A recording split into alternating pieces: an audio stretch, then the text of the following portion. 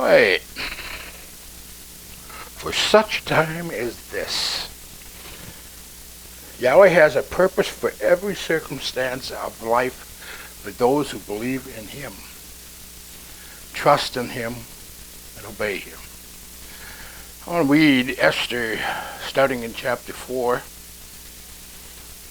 When Mordecai perceived all that was done, Mordecai rent his clothes and put on sackcloth with ashes, and went out into the midst of the city and cried with a loud and bitter cry, and came even before the king's gate. For none might enter into the king's gate clothed with sackcloth. And in every province whatsoever the king's commandment and his decree came, there was great mourning among the Jews, and fasting, and weeping, and wailing. And many lay in sackcloth and ashes. So Esther's maids and her chamberlains came to her and told her. Then was the queen exceedingly grieved, and she sent raiment to clothe Mordecai, and to take away his sackcloth from him. But he received it not. Then called Esther for Hathach, one of the king's chamberlains, whom he had appointed to attend upon her, and gave him a commandment to Mordecai to know what it was and why it was. So Hathach went forth to Mordecai unto the street of the city, which was before the king's gate. Mordecai told him of all that had happened unto him, and of the sum of the money that Haman had promised to pay to the king's treasury for the Jews to destroy them. Also, he gave him the copy of the writing of the decree that was given at Shushan to destroy them, to show it unto Esther, and to declare it unto her, and to charge her that she should go in unto the king to make supplications unto him, and to make requests before him for her people. And Hathach came and told Esther the words of Mordecai. Again Esther spoke unto Hathach, and gave him commandment unto Mordecai. All the king's servants and the people of the king's province do know that whosoever, whether man or woman, shall come unto the king into the inner court, who is not called, there is one law of his to put him to death, except such to whom the king shall hold out the golden scepter, that he may live. But I have not been called to come in unto the king these 30 days. And they told to Mordecai Esther's words.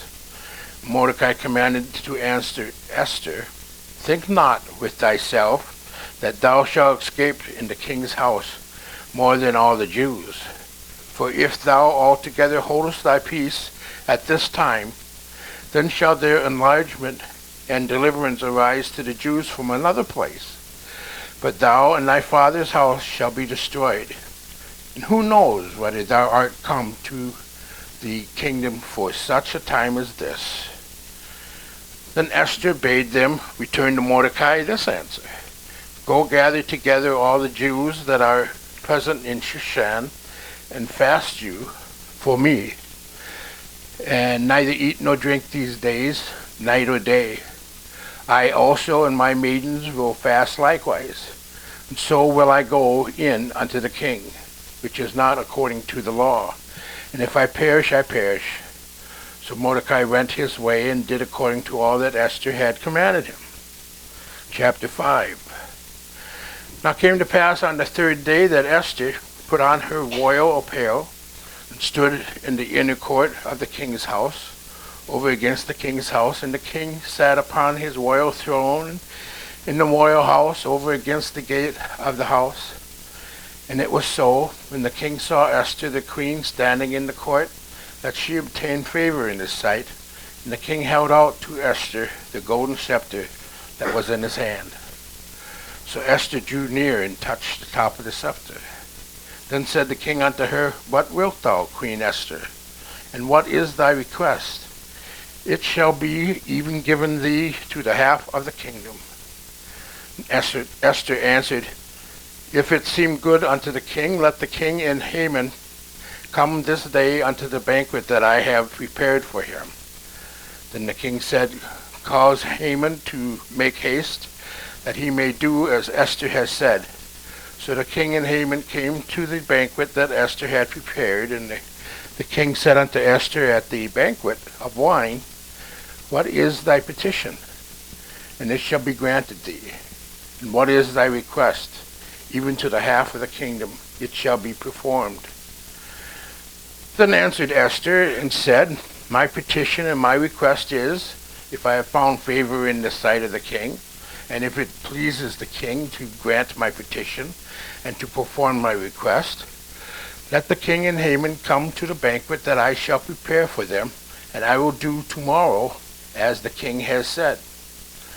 Then went Haman forth that day joyful and with a glad heart.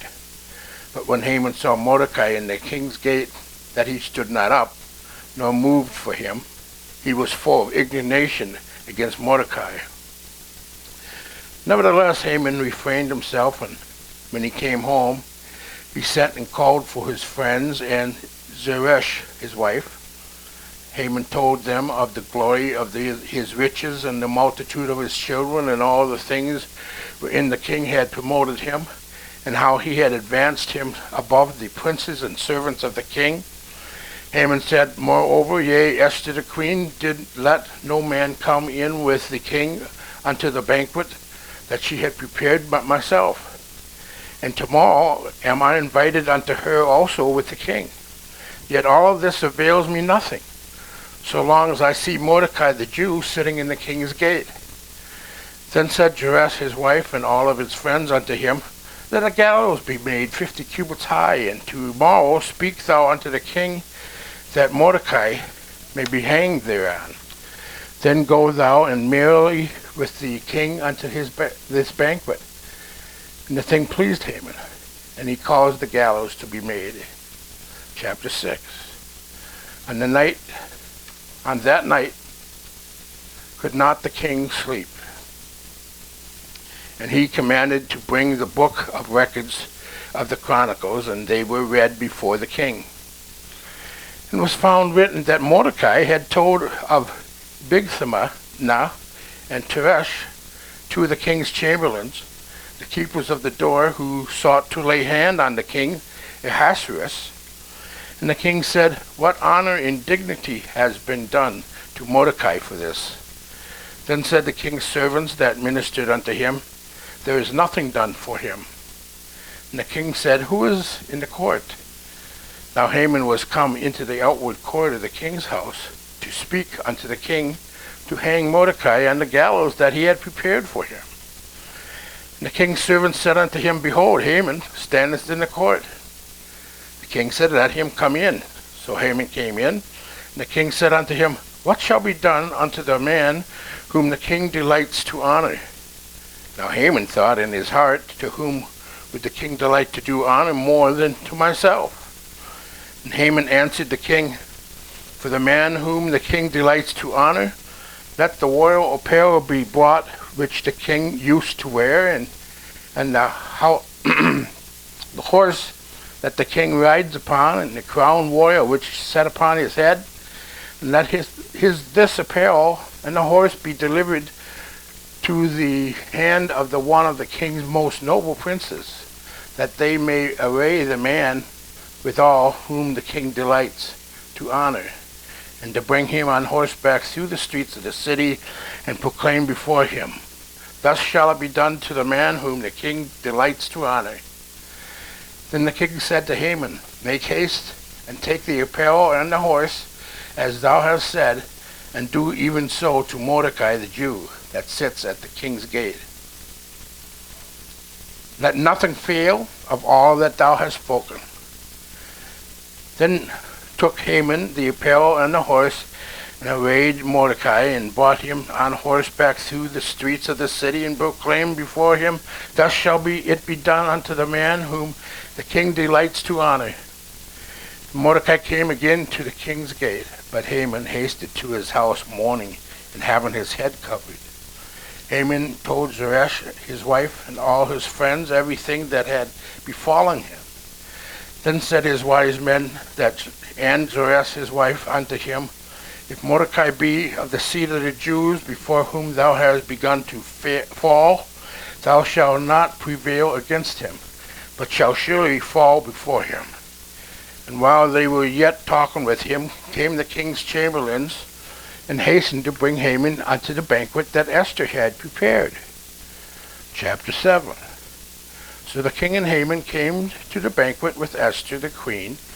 And the king said again unto Esther on the second day of the banquet of wine, What is thy petition, Queen Esther? And it shall be granted thee. And what is thy request? And it shall be performed, even to the half of the kingdom. Then Esther the queen answered and said, If I have found favor in thy sight, O king, and if it pleases the king, let my life be given me at my petition, and my people at my request. For we are sold, and I and my people, to be destroyed, to be slain, and to perish. But if we would have been sold for bondmen and bondwomen, I had held my tongue, although the enemy could not countervail the king's damage. Then the king Ahasuerus answered and said unto Esther the queen, Who is he, and where is he, that does presume in his heart to do so? And Esther said, The adversary and enemy is this wicked Haman. Then Haman was afraid before the king and the queen. And the king, arising from the banquet of wine in his wrath, went into the palace garden. And Haman stood up to make request for his life to Esther the queen, for he saw that there was evil determined against him by the king. Then the king returned out of the palace garden into the place that the banquet of wine. And Haman had fallen upon the bed whereon Esther was. Then said the king, Will he force the queen also before me in this house? As the word went out of the king's mouth, they covered Haman's face. And Harbona, one of the chamberlains, said before the king, Behold also the gallows 50 cubits high, which Haman had made for Mordecai, who had spoken good for the king, standeth in the house of Haman. Then the king said, Hang him thereon. So they hanged Haman on the gallows that he had prepared for Mordecai. Then the king's wrath was pacified. Chapter 8. And on that day did the king Ahasuerus give the house of Haman to the Jews' enemy unto Esther the queen. Mordecai came before the king, for Esther had told what he was unto her. And the king took off his ring, which he had taken from Haman, and gave it unto Mordecai.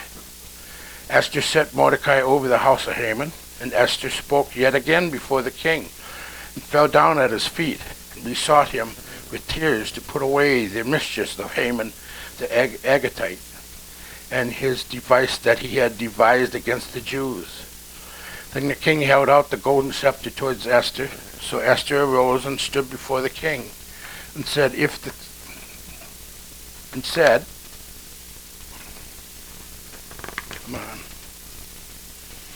it pleases the king, and if I have found favor in his sight, and the thing seems right before the king, and I be pleasing in his eyes, let it be written to reverse the letters devised by Haman, the son of Hammedatha, the Agagite, which he wrote to destroy the Jews, which are in all the king's provinces. For how can I endure to see the evil that shall come unto my people? How can I endure to see the destruction of my kindred? Then the king Ahasuerus said unto Esther the queen and to Mordecai the Jew, Behold, I have given Esther the house of Haman, and him they have hanged upon the gallows, because he laid his hand upon the Jews. Write you also for the Jews, as it likes you, in the king's name, and seal it with the king's ring. For the writing which is written in the king's name, and sealed with the king's ring, may no man reverse. Then were the king's scribes called at that time in the 3rd month, that is, the month of Sivan, in the 23rd day thereof, and it was written according to all that Mordecai commanded unto the Jews, and to the lieutenants, and to the deputies, and rulers, and provinces which are from India unto Ethiopia, 127 provinces, unto every province according to the writing thereof, and unto every people after their writing, their language, and to the Jews according to the writing and according to their language.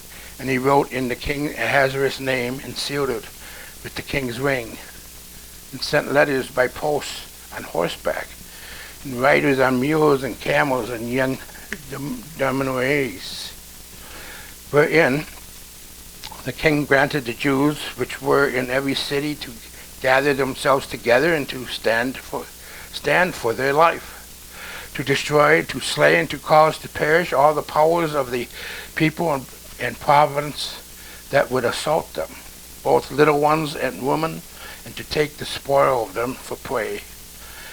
Upon one day in all the province of King Ahasuerus, namely upon the 13th day of the 20th month, or the 12th month, which is the month Adar. The copy of the writing for the commandment to be given in every province was published unto all people, and that the Jews should be ready against that day to avenge themselves on their enemies. So the posts that rode upon mules and camels went out, being hastened and pressed on by the king's commandment, and the decree was given at Shushan, the palace. Mordecai went out from the presence of the king in royal apparel of blue and white, and with a great crown of gold, and with a garment of fine linen and purple.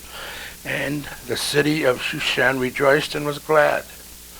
The Jews had light and gladness and joy and honor, and in every province and in every city, whithersoever the king's commandment and his decree came, the Jews had joy and gladness, a feast and a good day. And many of the people of the land became Jews, for the fear of the Jews fell upon them. We cannot always see the hand of Yahweh in the midst of our situation, but we must learn to trust him and allow him to have his will performed through us, so that we will not miss accomplishing the work that he has called us to do for his kingdom. The story of Esther is one of the most well-known stories in the entire Bible. It's a short book of only 10 chapters, but it records for all posterity the faithfulness of a young Jewish girl who was born into slavery. She was a slave to King Ahasuerus, also known as Xerxes I, the son of King Darius. Darius was the king who had Daniel thrown into the lion's den.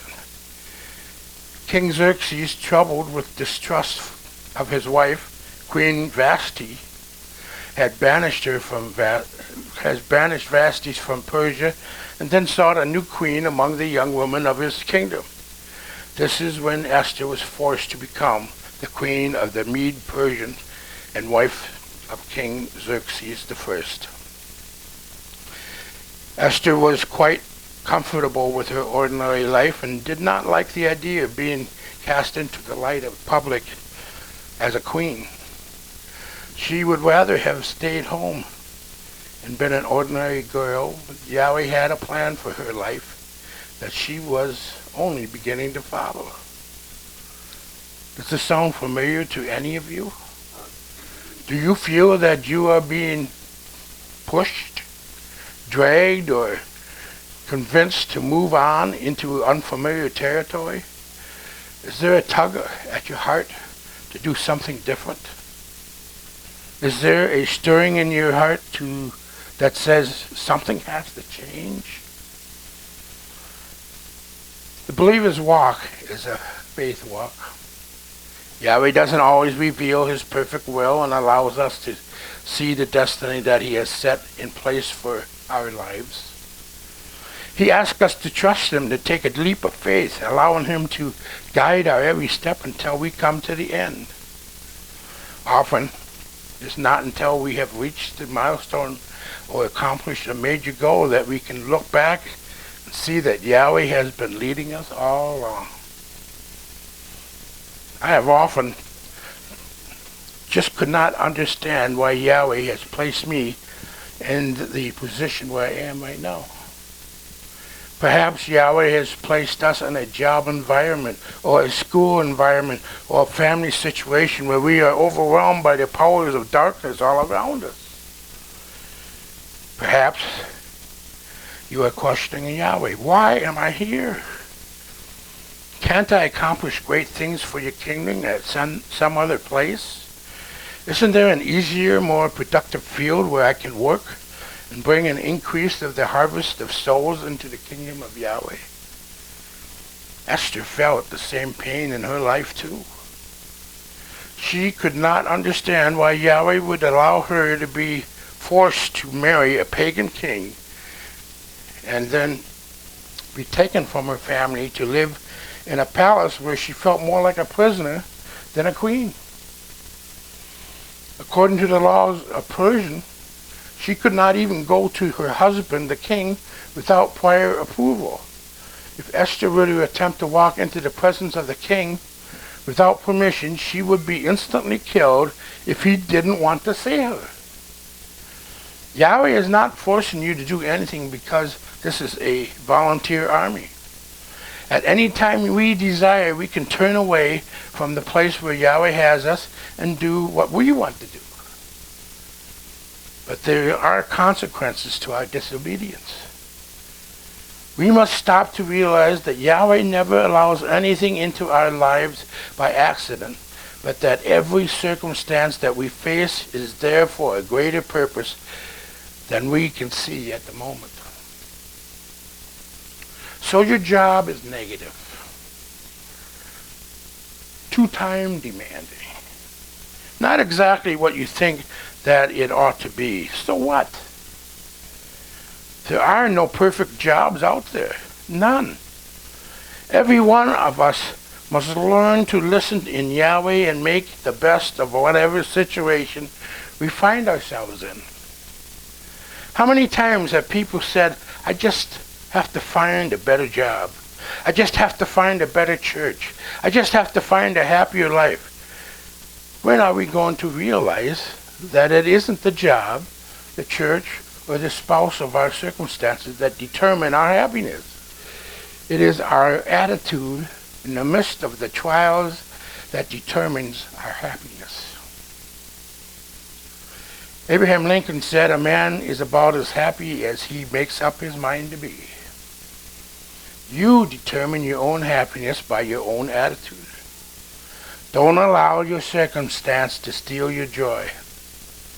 I know life is unfair. I know life is hard at times. I know that we often can't see the forest from the trees, but we must learn to trust Yahweh to bring into our path those things that He wills for our life, and then help us to be victorious in whatever circumstances come. Yahweh has some of you in unpleasant job situations. Let your light shine that men may see Yeshua in you. You just might be the only light in that dark place. You have a message of hope that no one else may have. So don't join in with the rest of the grumblers and complainers. Have faith in Yahweh, trust Him, and let your life be a witness. Yahweh has some of you in troublesome home environments with unsaved parents or unsaved spouses. Live for Yeshua anyways. He has promised to let all things work out to your good. That little phrase, all things, covers a lot of ground. You trust in Yahweh and commitment to Messiah may be the only chance that your family will ever have to see what the love of Yahweh is really about. Let your light shine. Even if they never change and come to Messiah, your duty is to live for Yahweh and love them anyways. Esther faced the possibility of death if she went in to see the king Xerxes unannounced. I want you to know that if you fail to carry out the will of Yahweh in your life, you may face the death penalty also. If we fail to live for Yahweh, we are in rebellion against Yahweh. And rebellion is sin, and the penalty of sin is death. We must be about our Father's business. We must work where we are and do the best we can under every circumstances, and then trust Yahweh for the victory. The day came when Esther's circumstances were proven to be according to Yahweh's providences.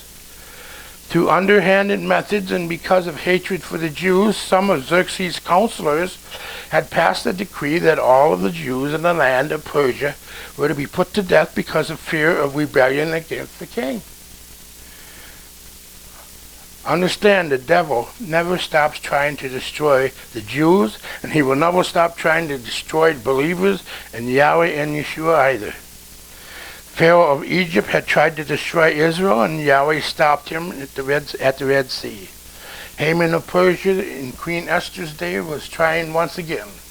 Adolf Hitler in the German Republic would attempt to annihilate the Jews in the death camps of World War II, but Yahweh would stop him. The Antichrist in the last days will attempt to annihilate believers, but Yeshua Messiah will stop them. Just as Satan had attempted to destroy the Jews or Israel, he attempts to destroy those who are grafted into the family of Yahweh as believers. His job is to kill and to destroy every one of you, and he never sleeps and he never quits trying, but he will not succeed because Yeshua is greater than the power of the devil over you. Esther came to realize that Yahweh had placed her in the palace of the king of Persia for this specific time and purpose. All of the hours of loneliness, separation from family and friends, questioning why Yahweh had allowed this to happen, wondering why she was destined to carry such a heavy burden, all of her life were now answered by the fact that Yahweh could use her to save her people and herself. For if thou altogether holdest thy peace at this time, then shall their enlargement and deliverance arise to the Jews from another place. With the words of Mordecai to Esther.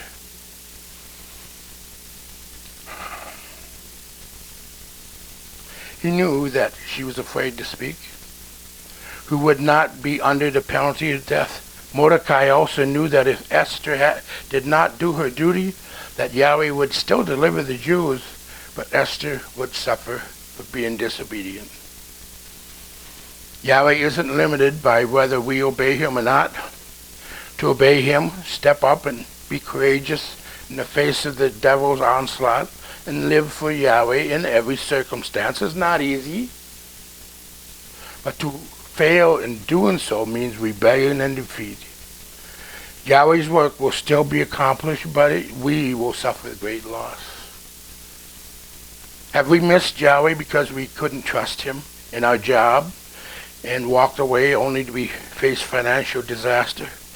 Have we left our congregation for greener pastures only to find that the pastures weren't any greener where we went? Have we rebelled in our circumstances and found that we missed Yahweh, Yahweh's best because we didn't see it through to the end? When we face the difficulties, the hardships, and the unfairness of life, let's not miss Yahweh by running away. Face your fears head on. Take that leap of faith. Trust in Yahweh to guide your steps, and he will see you through it all. Yeshua did.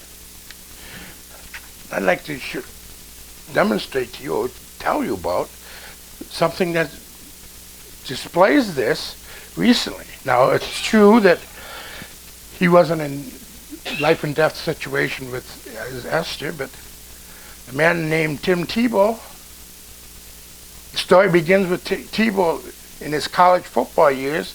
It was 2009. He was weeks away from competing in the highly televised national championship football game. Tebow said God led him to write John 3:16 under his eyes for all the world to see while he played. After winning the championship game, he found out something incredible happened during the game. 94 million people Googled John 3:16. 94 million. Honestly, my first thought was, how do 94 million people not know John 3:16? Tebow said, as I was just so humbled by how big the God is that we serve. But that's not where the story ends. Fast forward 3 years to 2012. Tebow is in Denver Bronco playing the Pittsburgh Steelers in the playoffs. And after the Broncos won, he headed into the post-game press conference when his public relations representative stopped him in his tracks. He says, Timmy, did you realize what happened? I was like, yeah, we just beat the Steelers and we're going to play the Patriots. And he was like, no, do you realize what happened? Tebow shared. He said, it's exactly 3 years later from the day that you wrote John 3:16 under your eyes. Tebow continued. I was like, oh, that's really cool. He said, no, I don't think you realize what happened. During the game, you threw the ball for 316 yards. Your yards per completion were 31.6. Your yards per rush was 3.16. The rating for the night was 31.6. The time of possession was 31 minutes and 6 seconds. During the game, 91 million people Googled John 3:16. And it's the #1 trending thing on every platform, Tebow shared. Yahweh has placed you in your circumstance for a reason. You can stake your life upon the fact that He has it all under His control. There's nothing happening to you right now that Yahweh doesn't know about, and that He hasn't already worked it out for your good if you are living for Him. Perhaps like Queen Esther, you have been brought to this place in your life. This place of loneliness, this place of fear, this place of uncertainty, this place of doubt, this place of indecision, this place of questioning Yahweh, all for a purpose. Esther experienced every one of those same feelings, yet Yahweh had her in His perfect will. The feelings weren't wrong or sinful, but to be disobedient to the call of Yahweh would have been sinful. Her obedience overcame every one of her fears, doubts, and uncertainty. In the end, it is not these same feelings that are wrong for you and I to have. Action, obedience to Yahweh cures the fears, removes the doubts, gets rid of uncertainty, cures indecision, removes loneliness, and answers every question. Step out by faith and watch Yahweh perform His word through us. For such a time as this, Yahweh has brought us to where we are now. For such a time as this, there are souls to be saved in the workplace. For such a time as this, there are many in our family who do not know Yahweh. For such a time as this, Yahweh is calling men, women, and young people of all His people to work in the fields and harvest souls for the kingdom of Yahweh.